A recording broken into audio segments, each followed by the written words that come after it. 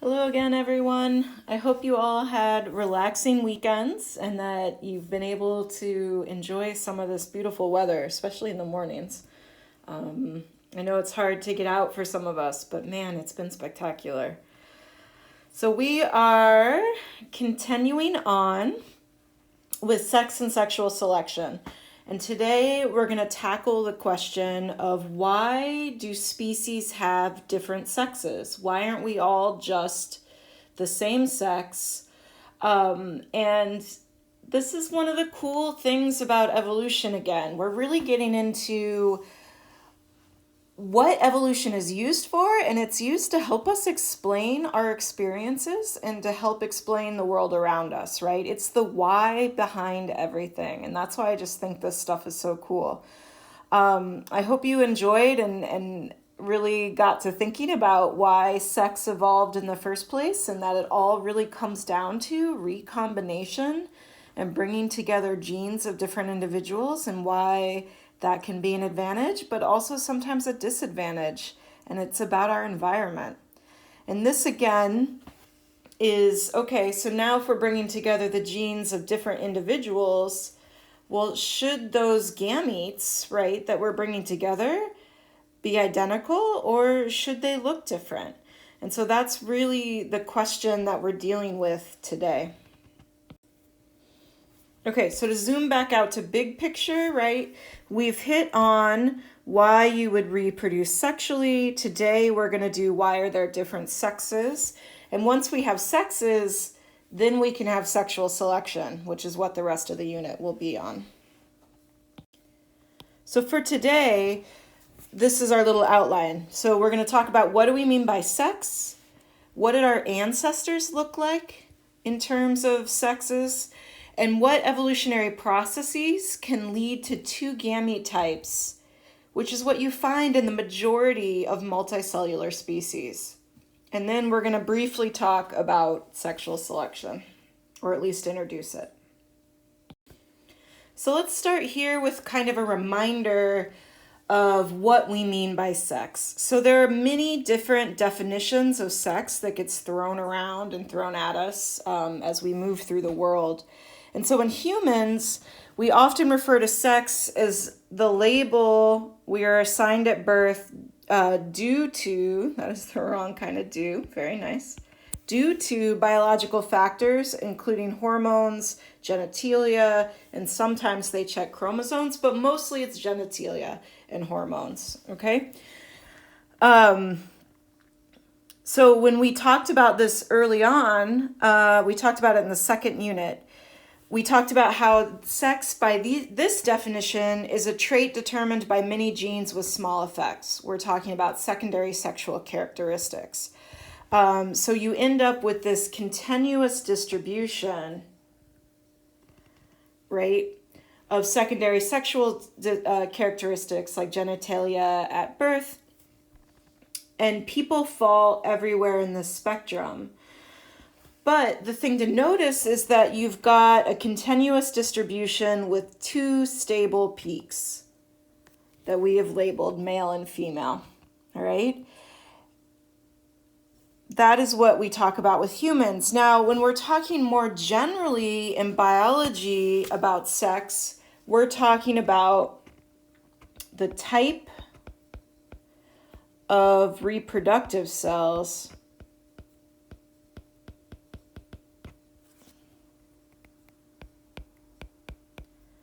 i.e. gametes, an individual produces. So this has nothing to do with what you look like as an adult. It has nothing to do with the role you play as adults, right? Nothing. We're really getting it to the most basic level of what do your reproductive cells look like, okay? So what's cool about this is that not all species have sexes.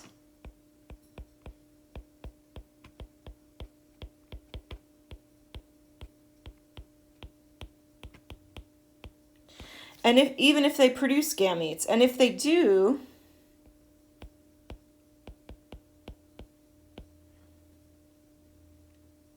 not all species have such pronounced differences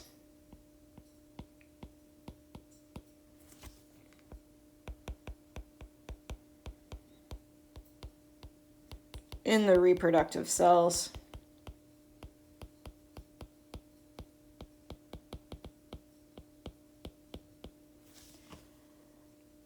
As many multicellular organisms, especially animals, do.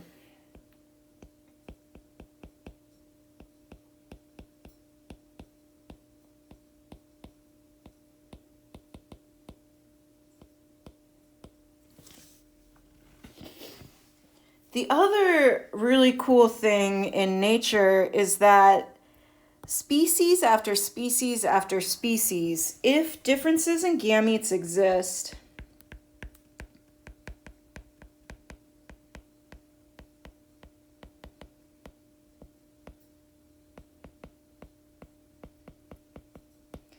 then the stable strategy, the evolutionarily stable strategy,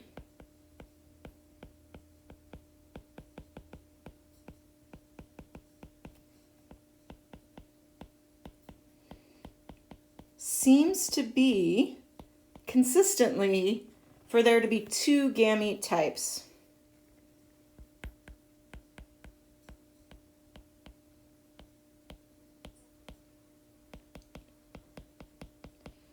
So in us, what we're most familiar with is sperm and eggs, right? Those are our two gamete types.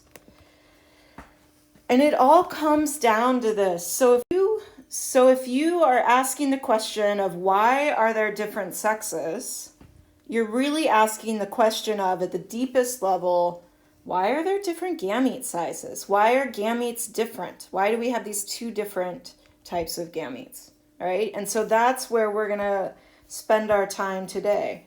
Why do we have two different kinds of gametes? The vast majority of eukaryotic organisms have gametes that are the same size. But we don't. Most animals don't. Most plants don't. Most of us have gametes that are different sizes. And so we're familiar with the egg and the sperm.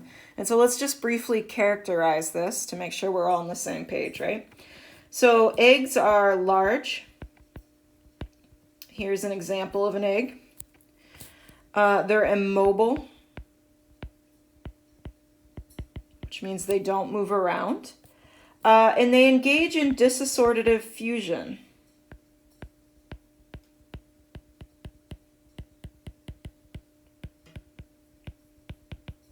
And this just means they don't fuse with other eggs.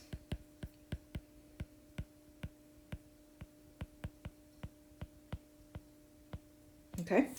So sperm, on the other hand, and again, picture of a little sperm here. Sperm are small. They're motile. And they also practice dissociative fusion.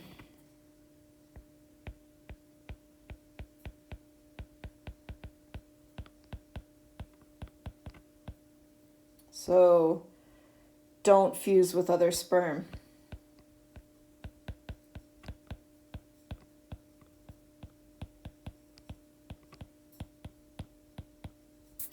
Okay, so we're going to ask the question, why do some species produce gametes of different sizes? And the challenge with this question, but also what makes it so cool, is that there's no fossil record of gametes, right? We can't see documentation like we can with some other adaptations where we can kind of follow it through time, right? For this, we really have to make some assumptions and use mathematical modeling. All right, so what we do to explore the origin of eggs and sperm is use what we know about existing biological species that we think are similar to our ancestor, and some mathematical modeling to identify the conditions where you would predict that fitness would be enhanced when you get an egg and a sperm versus gametes that look the same. All right, so we're going to explore some of that modeling today.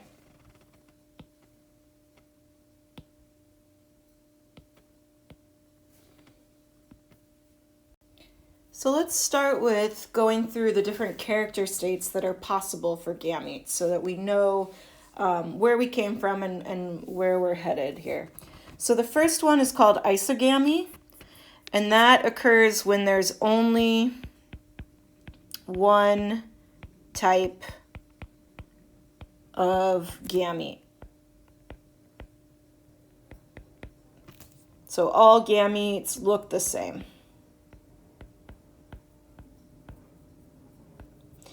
Now that doesn't mean there aren't some bacteria have positive and negative gametes. So there's can be an orientation to the gamete, but they don't look different from each other. Okay. And then I'm not actually sure I know how to pronounce this. Anisami, let's say, anisomogamy, whatever. Is when you have gametes that differ in size and or form. Okay, so let's look at how some gametes can differ from one another. So go ahead and answer this one. Which of these pictures represent this anisogamy? I don't know. Someone should tell me how to pronounce that. Which of these images represents that?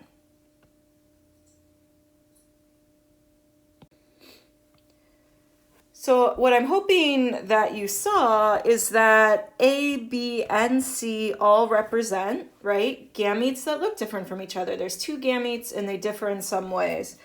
And so they can differ in, say, size, right? That's kind of what was happening in A and C. But the other way that they can differ is in whether they have the flagellum, so they can differ in motility.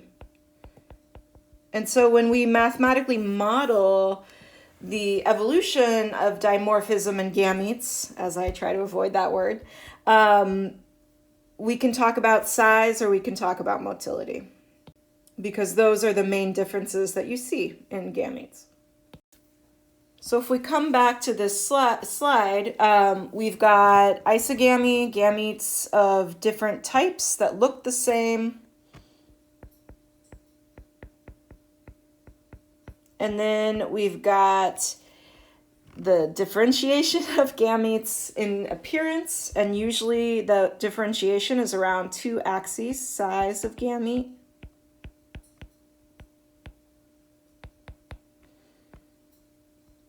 and motility of gamete, which is usually the presence or absence of a flagellum.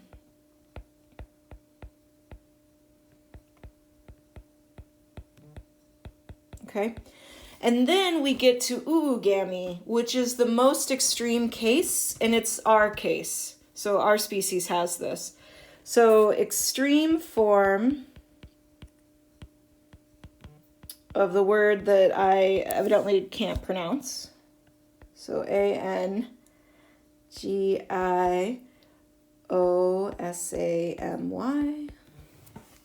where one gamete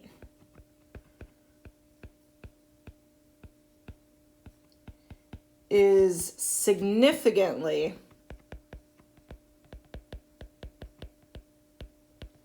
different from the other.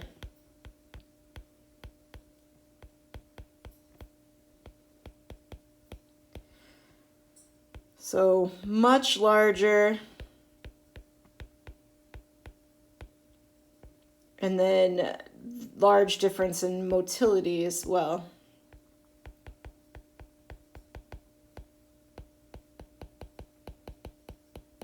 Okay? And the thing is that gametes of most animals are like this. And this state, this extreme difference, is what leads to different sexes.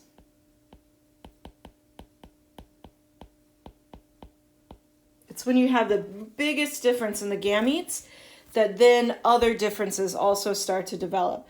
So that leads to our distribution, right, with 2 peaks for a species, for different sexes.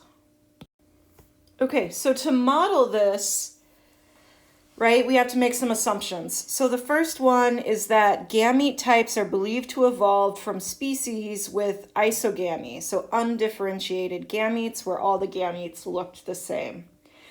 And when we look at organisms that have that characteristic, that are still alive, you see kind of these 3 things.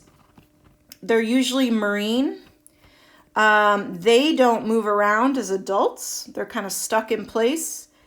And because they can't move around as adults, they just release gametes into their environment. I don't know if you've ever seen some of the movies of like clams or coral. They just, on a moonlit night, they all coordinate and they release all their gametes into the environment.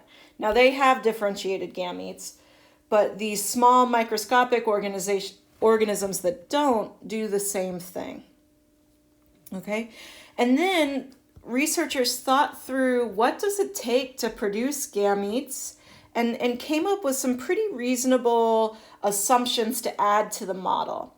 So basically thinking about trade-offs. If you do this, you can't do this, right? Trade-offs are really common in nature. I'm sure you talked about them in ecology, probably in intro bio. And so that's what we're going to talk about next. So the trade-offs that seem to be associated with gametes are that first you have, this is what creates the trade-off, you have limited energy budget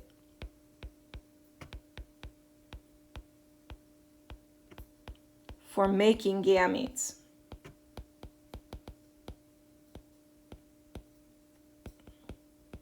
So you only have so much energy to spend on this. And this creates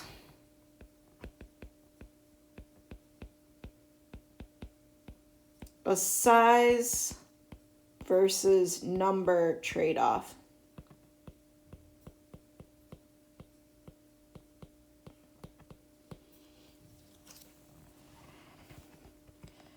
So if you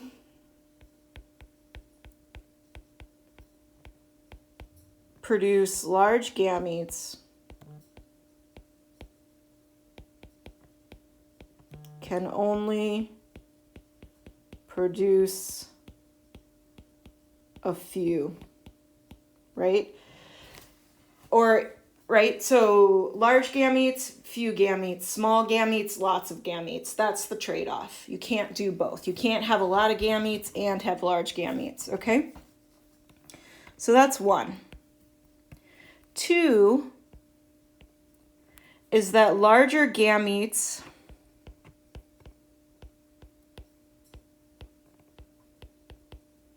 have more energy provisions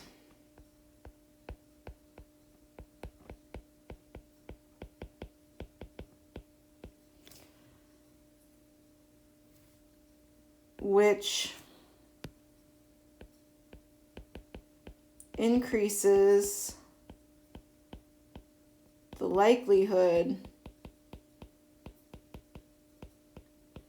of survival of the zygote, of the baby.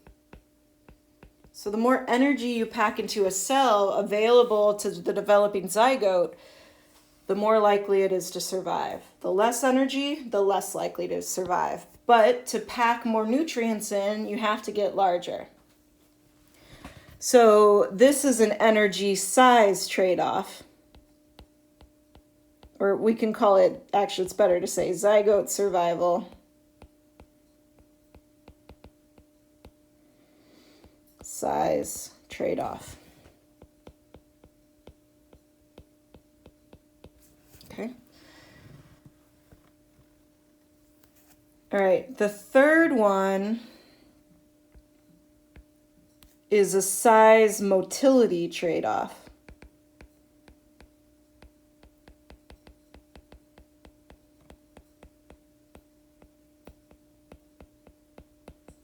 The larger you are, the slower you move. The smaller you are, the faster you move, right? So we've got three trade-offs here: size versus number, size versus survival, and size versus movement, motility. All right, so you're going to do a couple activities now where you think through what these trade-offs mean for an organism's fitness. So with those questions, you're starting to see the selective pressure that gametes are under, right? So essentially, a summary of this could be if parents make smaller gametes, they can make more of them, but larger gametes contribute more to the provisioning of zygotes and increase their survival. So you can make more, smaller ones also move better, but if everybody's small, is that zygote going to survive, right? So there's selective pressures that favor being large, right? So being the egg,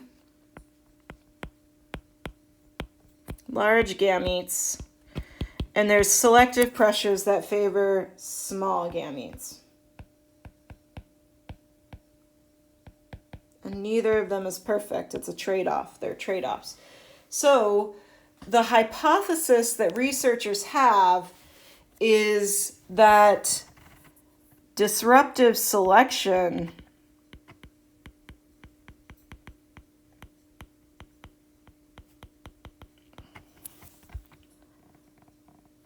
creates a stable solution of two gamete types of different sizes.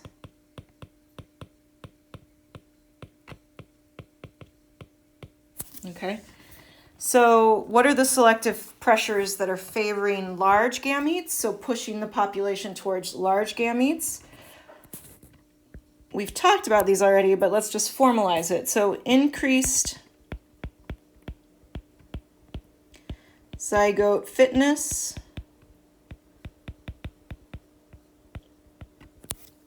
with increasing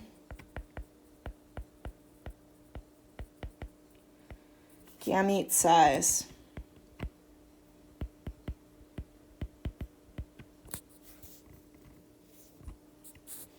And you see this is especially true in organisms that are bigger. So we see this pattern in nature as body size of adults increases,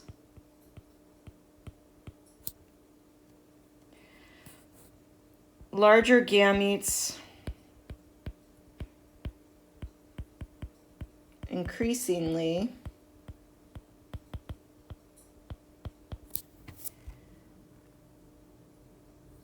increase zygote, improve, let's say, increasingly improve zygote survival.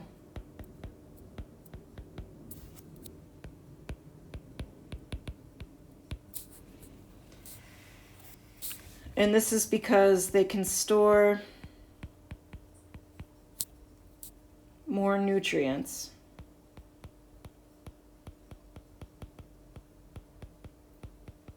to feed zygotes.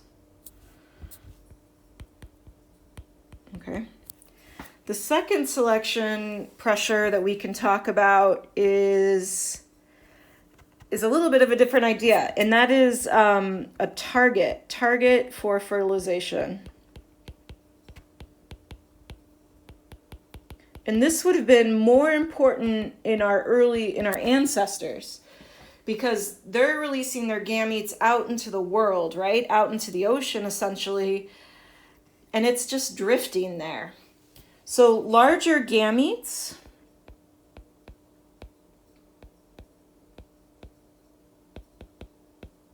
are more likely to be encountered, right? The bigger you are, the bigger a target you are, essentially. So if you're out there floating, the bigger you are, the more likely it is that another gamete type is going to bump into you. Okay? So those are the selective pressures that are favoring large gametes. What is favoring small gametes? First, the thing that's favoring it is that gamete size number trade-off.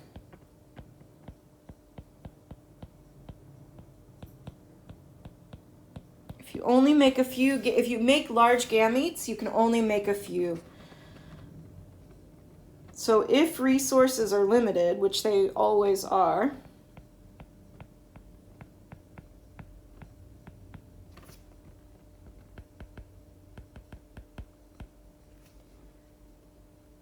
for gamete production,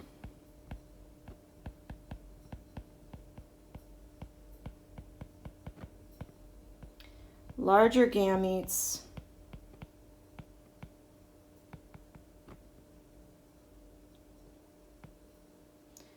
can only be produced if few are made.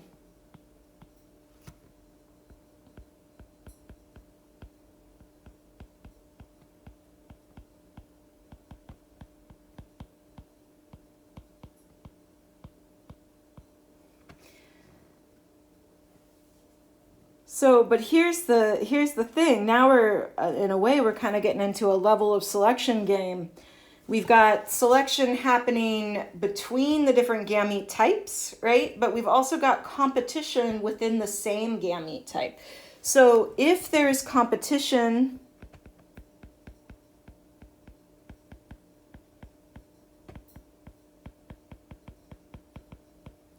between gametes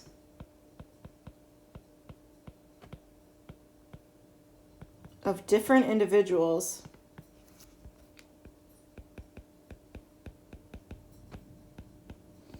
of the same type,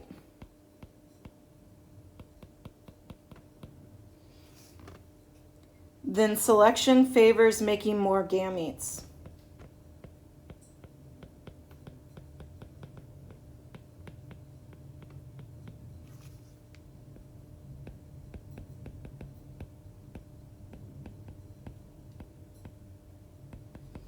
So in terms of fitness, we've got different things going on here, right? We've got, okay, if you're big, the zygote's going to survive better.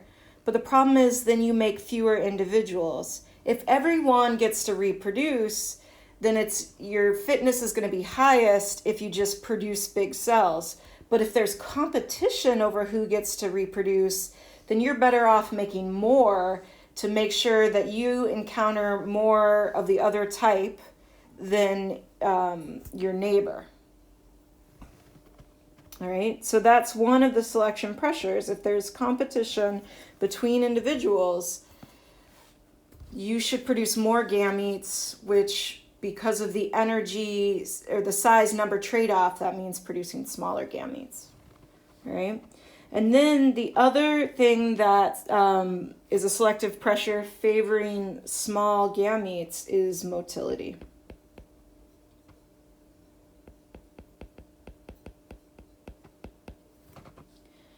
Greater motility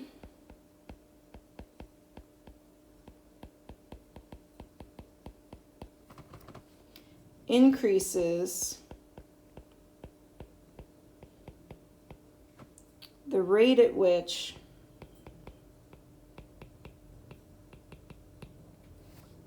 gametes encounter fusion partners.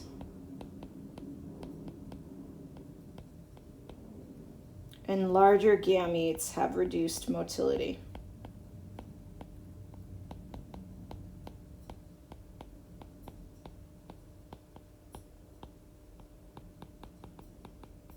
So it pays to be small in this case, right, in terms of motility.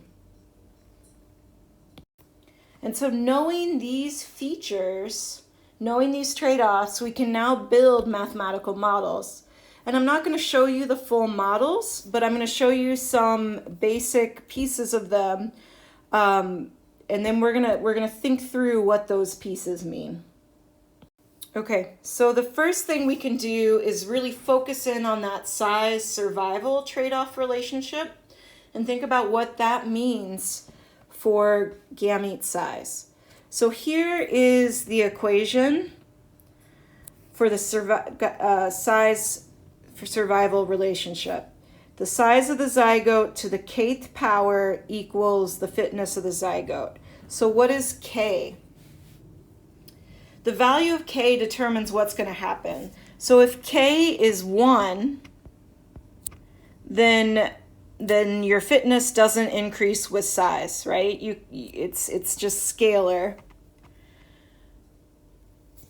So whatever your size is, sorry, let me say that a different way. With 1, you just scale. So whatever your size is, that's what your fitness is. So no change with size, right? It's not modified. But if it's greater than 1, then you start doing better at larger sizes, right? So if it's 2, if the size of the zygote is to the K of 2, then the bigger you are, you do twice as better, right? If it's to the K, the bigger you are, you do 3 times as better, right? So your fitness is kind of scaling with your size disproportionately. Now, if it was less than 1, then as you got bigger, you would be doing worse.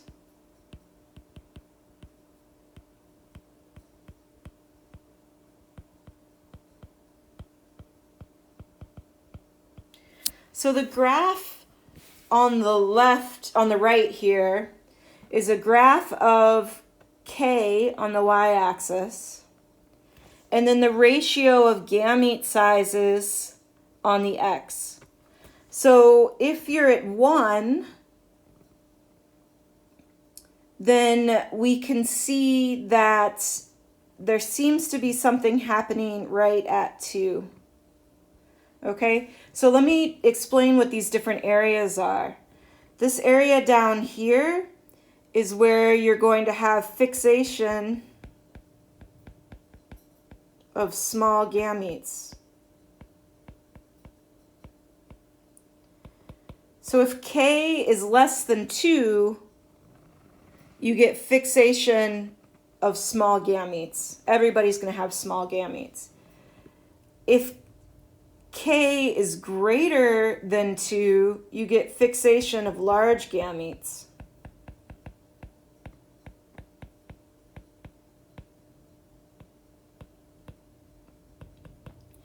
And it is only right at 2, a K of 2, that you get a stable, large, and small gametes. Okay, so if you're isomorphic, which is what this ratio is if you're at 1, right? So if your 2 gametes are exactly the same size, what's the chance that you're going to go down the evolutionary pathway to stable, large, and small gametes? It's only going to happen if you're at 2. Okay, So I want you to think through why that might be. So I'm going to have a little exercise pop up. Why is it that if the K is less than 2, you go to small gametes only, and if it's above 2, you go to large gametes only? So think about that and try to brainstorm.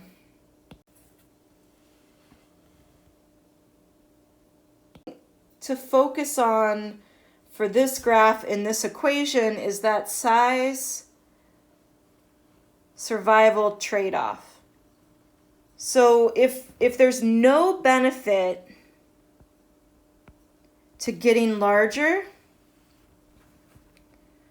then why would you produce larger gametes? Because there's a trade-off. So if no benefit, what am I even spelling?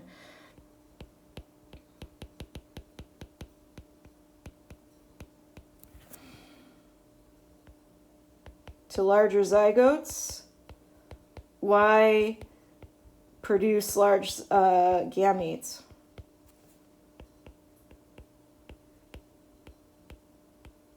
Because then there's other trade-offs, because if you produce a large gamete, you can't produce as many and they're not as modal, right? So there has to be a benefit to size.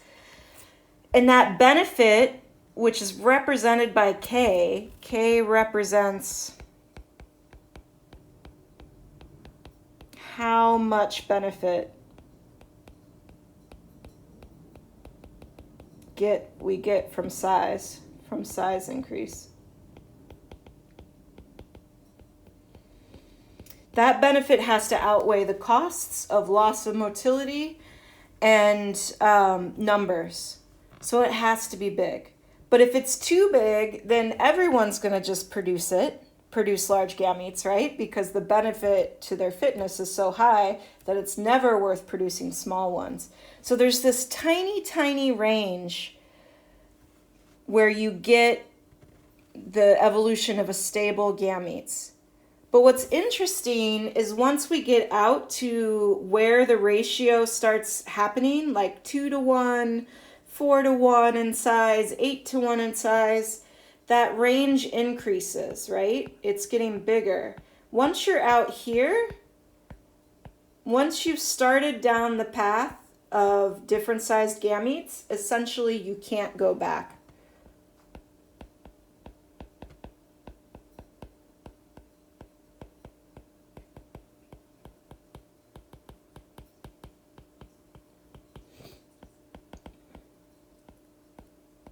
Can't go back.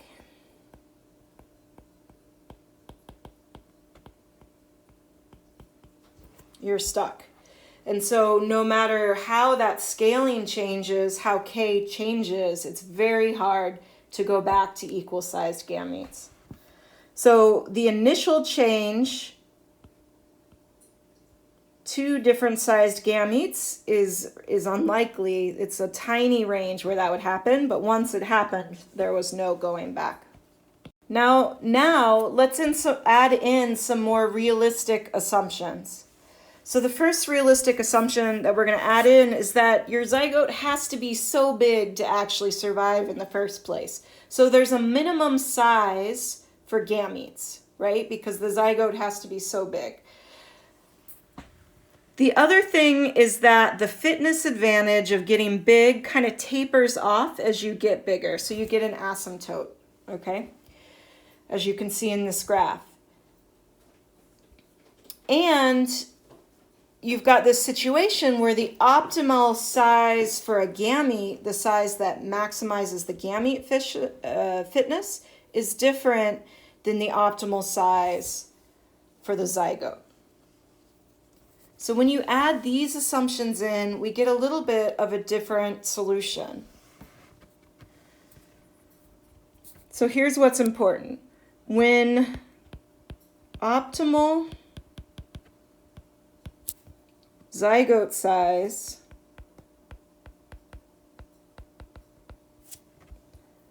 about the same as optimal gamete size,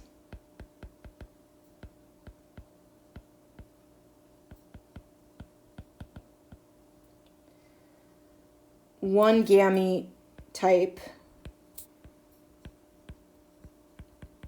is the stable solution.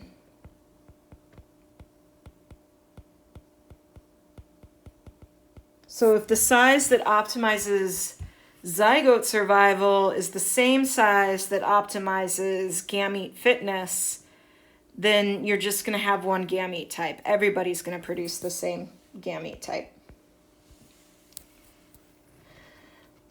But when optimal zygote size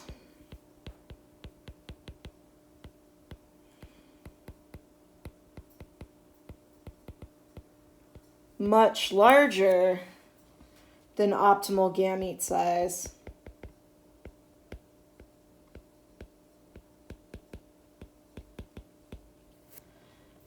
then disruptive selection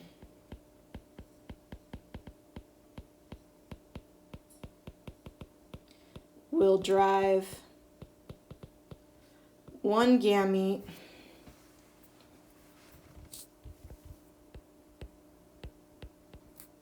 type down to the optimal gamete size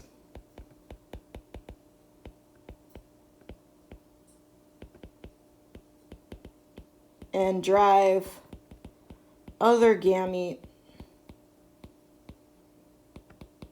up to optimal zygote size.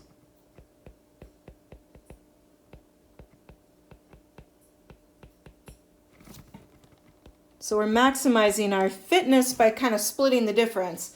One gamete type is going to get down to the size that's best for gametes, which is probably smaller because then they're more motile.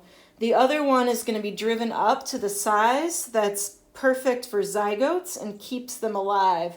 And that way we don't break the trade-off because it still exists within individuals, but within the species, we kind of get around the trade-off by producing both types of gametes.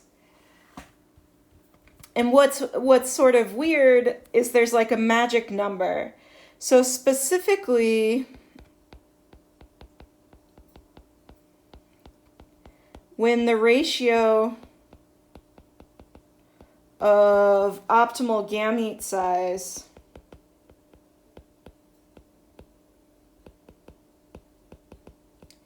to optimal zygote size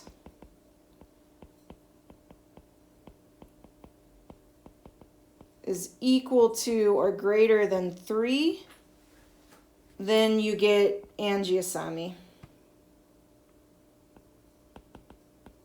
which is the word I couldn't pronounce before, and now I remember how to pronounce it. That is amazing.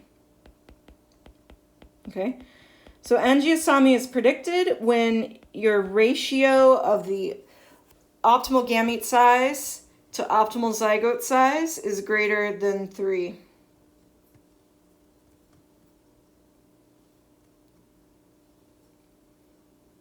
So if the gamete should be 3 times smaller than the zygote, then you're going to get angiosami. So now I'd like you to try to put this all together in your own words. Why are 2 different gamete sizes, why have they evolved in multicellular organisms? All right, so take a couple minutes to try to piece that together from what we've talked about. Okay, so now that we've got why this is happening, right? We can think about who should produce the larger gametes, okay? So I guess first let me go back through and kind of say what I would have said for that answer. So I would have said in that activity, when zygote fitness is related to its size and the optimal size is larger for a zygote than for the gamete, disruptive selection will prevail and create 2 different gamete types. And it disruptive selection is occurring. This is the part that is kind of bringing everything together.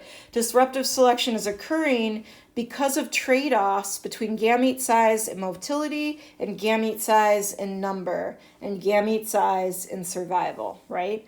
So larger gametes are more likely to produce viable zygotes, but they have a hard time finding each other because they aren't mobile, and each individual would produce fewer of them, right? Small gametes are more motile and more of them can be made, and so the combination of the two of them is optimal, is the optimal solution, and that's why disruptive selection leads to the stable production of two gamete types. Okay, so I hope that makes sense. And now let's talk about who, skipped ahead. Who should produce the larger gametes? Essentially, no one should want to produce the larger gametes because you have to invest more. You invest a lot of energy and you're limited in the number of offspring you have, right? So whoever produces the smaller gametes, if every one of those gametes fertilizes someone, you have a huge number of offspring. But if you have the larger ones, you're limited in how many offspring you can produce, right? Because you're limited by how many gametes you can make. So who should do it? Well, it's whoever is getting taken advantage of. Someone is getting taken advantage of. Okay, so let me explain this. This is sometimes called the primordial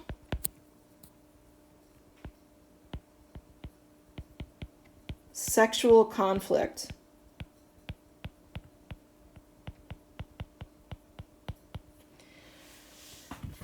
Okay, so sexual conflict is the idea, and I think we might get to it later, that the interests of the sexes don't always line up, right? And so there can be conflict there, and that conflict can lead to arms races, like we talked about between hosts and parasites.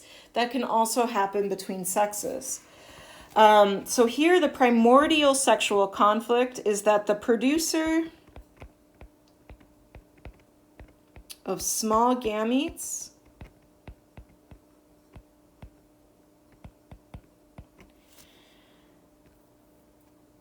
is essentially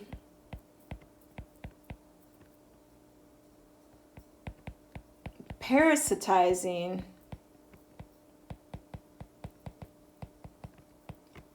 the parental investment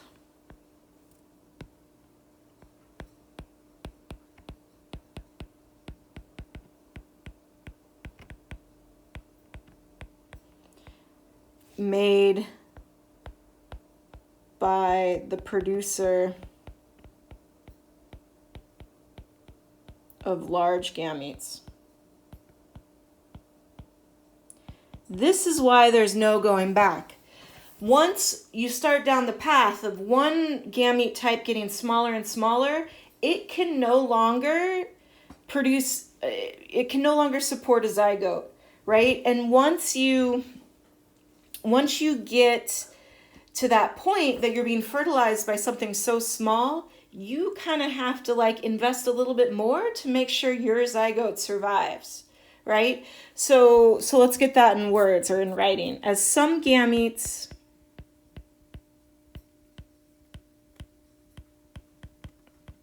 got larger,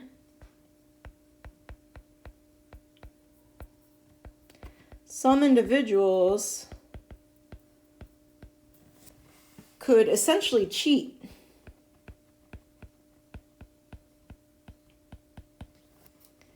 and make smaller gametes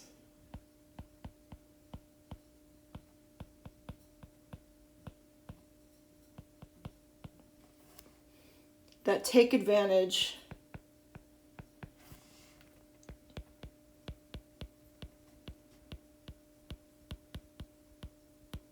of additional provisioning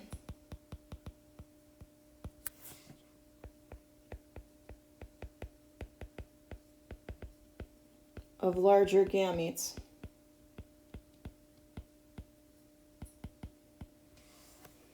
Once this starts,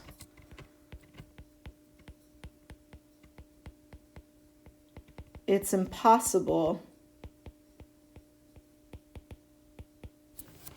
for large gametes to escape.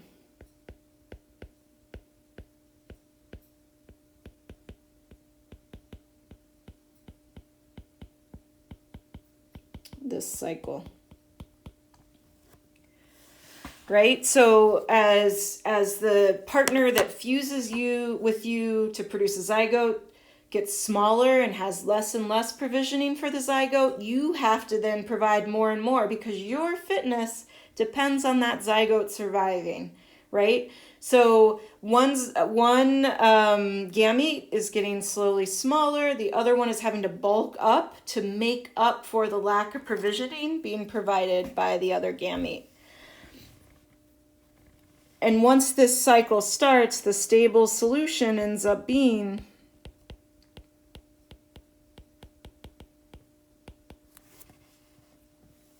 that exactly what we talked about. One gamete type has to provide all nutrients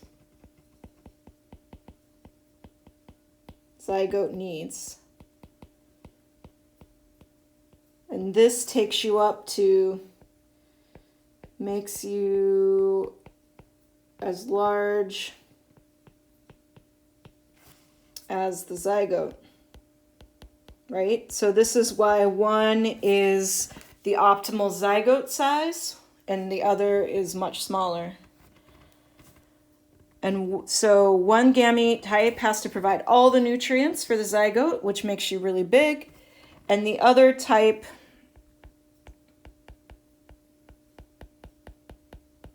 continues to get smaller and smaller until it is just big enough to be viable. So the small one has no extra energy whatsoever. It is as small as possible to still be viable as a gamete. It fuses with the big one, which then has to provide everything that the zygote needs. All it's getting from the small one is sperm. That is the primordial sexual conflict. The big egg is being parasitized by the small sperm. All that investment, okay? So that's the idea of primordial sexual conflict and why once you start down this road, you can't go back to having gametes of the same size. All right, and finally, the effect of gamete size is profound. So what do I mean by that? I mean that depending on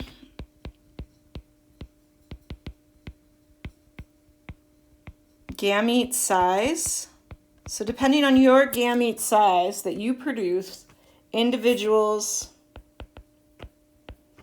experience different selective pressures.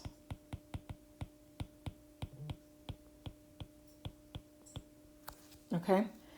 And have evolved in response to those different behaviors related to mating. Okay, so your gametes, how much you invest in your gametes, and we're going to talk about how this kind of scales also just to investment in your offspring in general, changes your behaviors related to mating. So for large gametes, if you're investing a lot of energy in your gametes, you're gamete limited.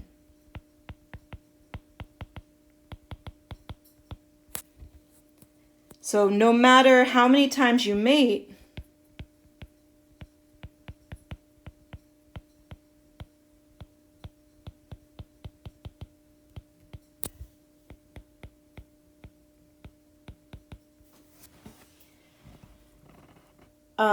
they can only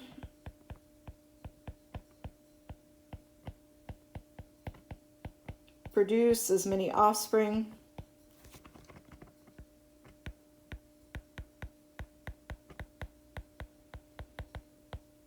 as they have gametes. Right? This is the size number trade-off. The bigger gametes you produce, the fewer you can produce. If individuals make small gametes or don't invest much energy, right, in their gametes or in any individual gamete, then they are mate limited. The more they mate, the more offspring they can produce.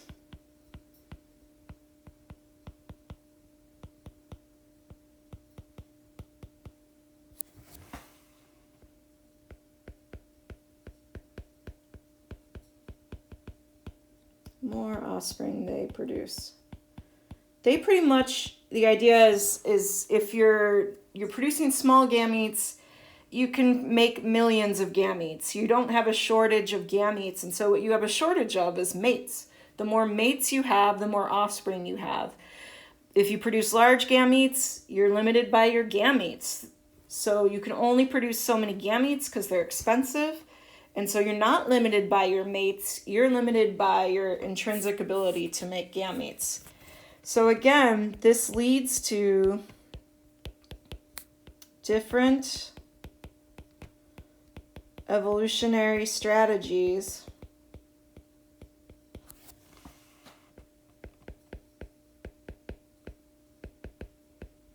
for mating.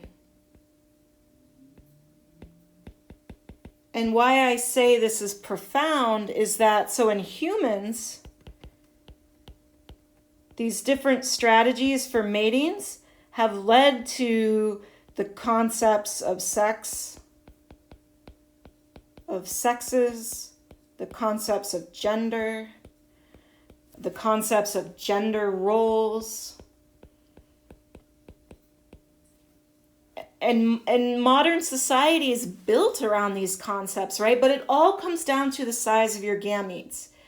And modern society is built around this idea that males and females play different roles. It doesn't have to be true, right? We're more than our evolutionary origins. We're more than our gametes, obviously. But society has been built around the concepts of sex and gender that are coming out of nature, that are coming out of this idea of being gamete limited versus mate limited. And it all derives from gamete size, which is kind of crazy. And so with that idea that like gamete size impacts us in such profound ways, I want to introduce what we're going to talk about for the rest of the time that we're in this unit, and that is sexual selection. Once you have different gamete sizes, you have different strategies for optimizing your fitness, you have different sexes, then you get sexual selection. And sexual selection is competition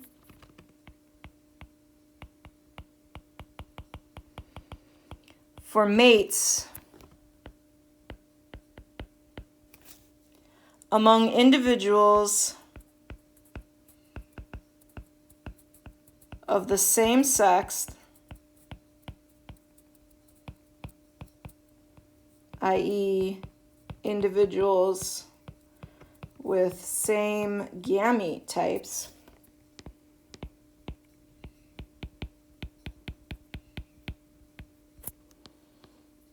okay?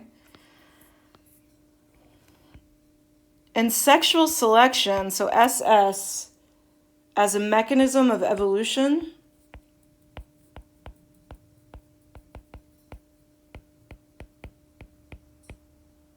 only occurs in species with angiosamy, especially with oosamy, right? So when there's the biggest difference in the gametes, that's when you get sexual selection. So only occurs in species with gamete dimorphism.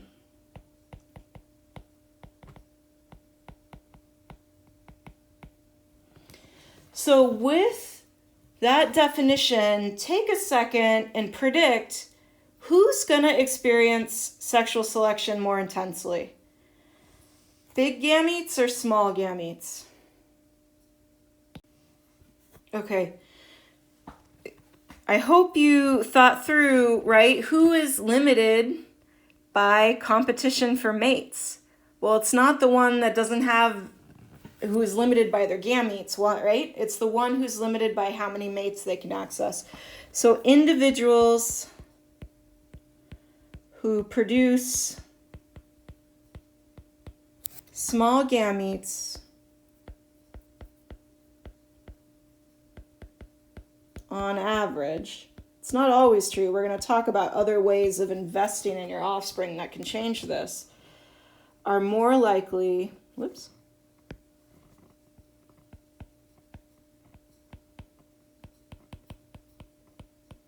to experience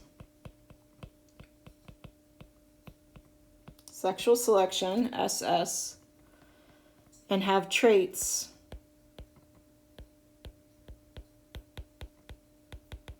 evolve that increase mating success.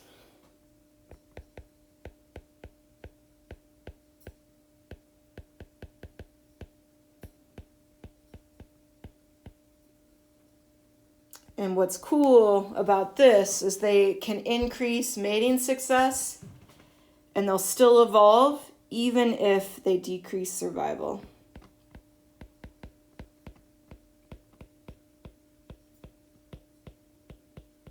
And it's instances like that that I think get people really excited about sexual selection. But again, sexual selection only happens if you have dimorphic gametes, and sexual selection only happens if you have sex, right? If you don't have sex as a mode of reproduction, you don't have sexual selection, right? So we needed to understand where these first two things came from. Why has sex evolved? Why do we have different sexes to get to the point where we can talk about sexual selection? So the next unit, we're going to talk about, so what is sexual selection? How is it the same and different from natural selection? And then really get into examples and forms of sexual selection, which is a lot of fun. So I will see you all. I won't see you all. I will talk to you all soon. And I hope you have a good rest of the day. Bye.